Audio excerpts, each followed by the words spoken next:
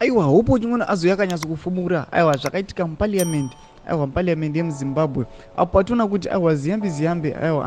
anokikirwa panze obuditsiwa pana Jacob Mutenda vanova speaker of the parliament aiwa chitiko ichi chakavhundutsa vanhu vakati aiwa hakuna parliament yakadai saka sadapinda mashoko aiwa statement rangotaura vanhu hopo chimwana rakonzeresa vanoti bo subscriber ulike utina on the bell icon noti anouya achiposta video racho paexendo pake sezvamungudza hopo chimwono aiwa mutori wenhau obva posta achiti from Zimbabwe's parliament aiwa chitiko chichavhundutsa vanhu apa panoonekwa ziyambi ziyambi anouya achikikirwa panze achibuditsiwa zvinzi aiwa hausimuki